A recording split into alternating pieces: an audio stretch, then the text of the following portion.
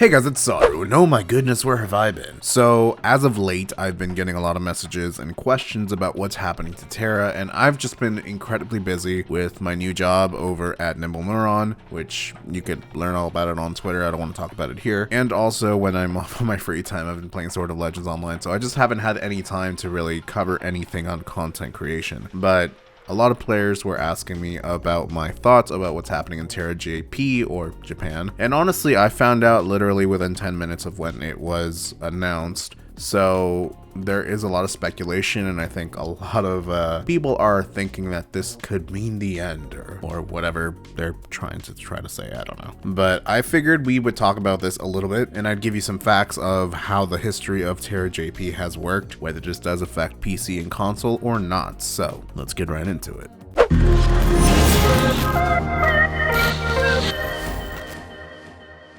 Before I begin, this video is sponsored by pebblehost.com. If you want to get your Minecraft housing or your game hosting, your Discord bots, or web hosting for WordPress or anything, or even just dedicated hosting for an actual server, you can on pebblehost.com. That is actually where I host my Discord bots and a lot of the servers that actually go through when I'm doing games like Minecraft or games that require a server. So if you're looking for a server for Ark, Rust, Team Fortress 2, Satisfactory, Valheim, this is probably the best location. Their servers have always been up for me, and that's why I decided to partner up with them. So if you guys are interested, you can go to the sign up link in the description below and use my link, which basically just tells them, hey, we watched the video and kind of interested. So there you go. Now let's get started with TERA. Now TERA, I don't know how to really talk about this because I know that a lot of people think it's going to be biased and stuff, and quite frankly, I've been away from the TERA scene for a good amount of time. I honestly have no idea half the time what's happening on the console version. This is mostly because we don't agree eye to eye for a lot of things right now, and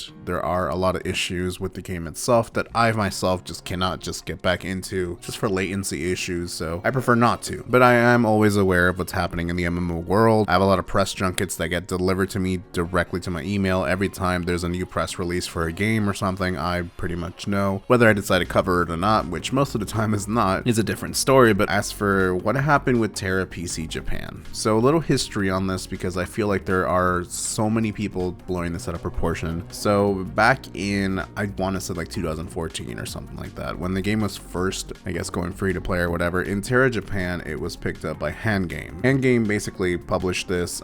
It survived for a good maybe year or two, I can't remember correctly, and the game pretty much got shut down, mostly because the company kind of wanted to go more into mobile games rather than MMOs, because there's just a lot more money that comes from mobile games. That's how it goes. So that's the Korean part, and the Japanese subsidiary was pretty much the same situation, where eventually Handgame kind of gave up their game and gave it over to PMANG, which is another company which was previously called Game On, which a lot of people know Game On because they've probably seen it on content creation and stuff like that. But that was the Japanese, I guess, history for that, right? So a few years later, now down the road of this year, I guess PMANG says, hey, you know, we're going to be shutting this down. And for PMANG itself, I mean, it's kind of hard to explain this, but if you guys know what Neo is it's pretty much the developer and publisher of Bless globally, pretty much. It's failed quite a few times, but that's beside the point. So NeoWiz pretty much owns PMANG, and PMANG is publishing TERA on the Japanese servers. Now, it's been announced now that TERA is going to be shutting down over in the Japanese side of things by PMANG, which is a completely different publisher. So I feel like a lot of people are taking this completely out of proportion. And this is because PMANG has nothing to do with Krafton or Bluehole Studio. So after reading a little more information about the whole situation, essentially PMANG couldn't come out with a good contract license extension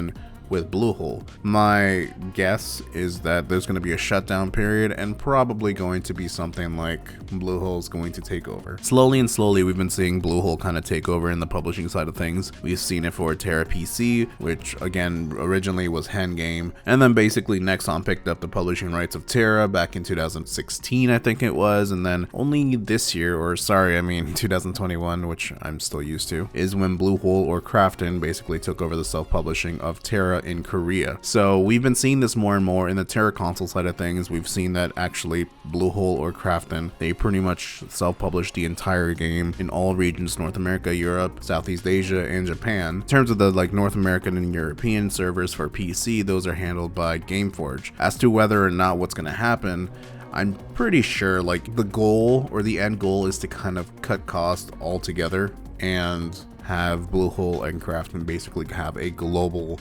presence of publishing.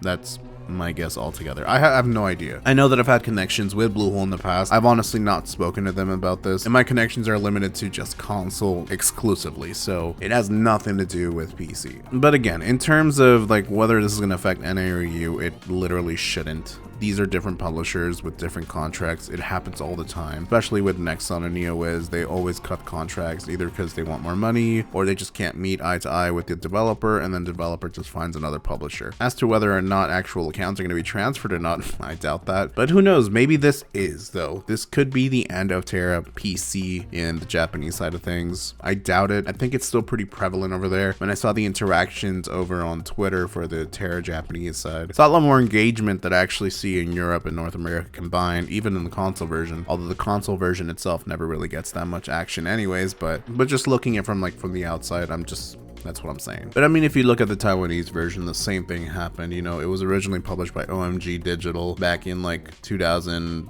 I don't even remember, 2011 or something, and then they closed the game in 2015, and then eventually they had a completely new publisher, which basically the old publisher, which was OMG, took the data and then gave it to the new publisher, which was Mango T5. But it's funny because this has happened now various times where I see it a lot on news articles. The end of TERA. It should be. I mean, quite frankly, it's been 11 years.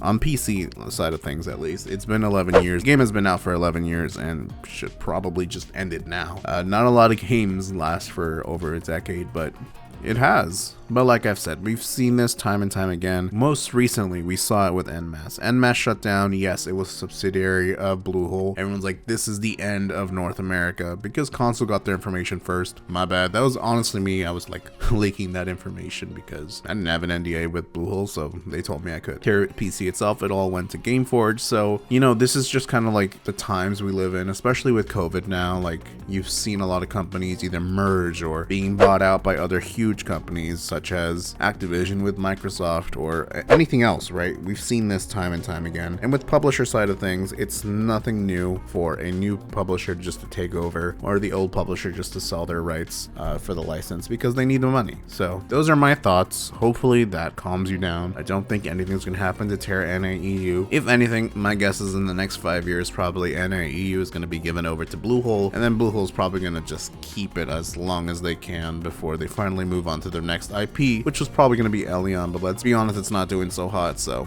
who knows. But those are my thoughts, and yeah, let me know what you guys think in the comments below. Alright guys, thanks for watching. Make sure to subscribe and click that adorable fucking bell to know when I upload a brand new video. And don't forget to come join my Discord if you want to chat and hang out. Much love, and as always, till next time, friends.